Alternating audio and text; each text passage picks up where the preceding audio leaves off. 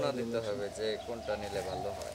এটা তাহলে ডিসাইড করে রাইখা দিলাম, আজকে নেই আর কালকে নেই, ওই যে পরশুদিন ওইটাই নিলাম, বুঝো নাই বিষয়টা? কারণ আইফোন, তারপর স্যামসাং, ওই না মনে করো যে কোনোটাই চালাই নাই, কোনোটার প্রতি ধারণা নাই, তাহলে মনে করো যে আগেই তো আইডিয়া করা যায় না। কিন্তু নিয়ত আছে যে ফোন আমি প্রয়োজনে 1-2 দিন পরে কিনবো, কিন্তু এবারই ঢোকা ভালো ফোন নেওয়ার ইচ্ছা আছে, বুঝছো কি?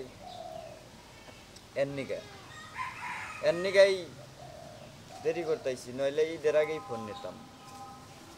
আমার কথা ঈদের আগে নেই আর পরে নেই, একটু ভালো ফোন নিতে হবে আমার। আর যদি 20-25-এর মধ্যে নেই, তাহলে তো মনে করো যে নেওয়াই যায়। 50-এর উপরে যাবা, 40-50-এর উপরে গেলে যত গুড় তত মিলে। কোনটা আবার নিয়ে করবো টার্গেট করছি।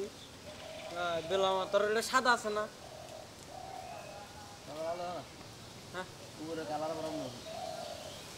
7 সাদা, 7 সাদা ভালো লাগে। তোড়ে তো গেলাম 7 সাদা। 40,000 টাকা অত কথা বুঝি না, 35,000 কি 40,000 নিয়ে যাবো যাবো না, যেটা পছন্দ হবো। আর যদি পছন্দ না হয় 40,000 টাকা, দুঃখ রাখবো। বুঝছাও? 40,000 টাকা মনে করো যে বাইতে থেকে নেন রাখবো, তার বেশি নেন যাবো না। তাহলে 44,000 টাকাই নাও, 11 নাও।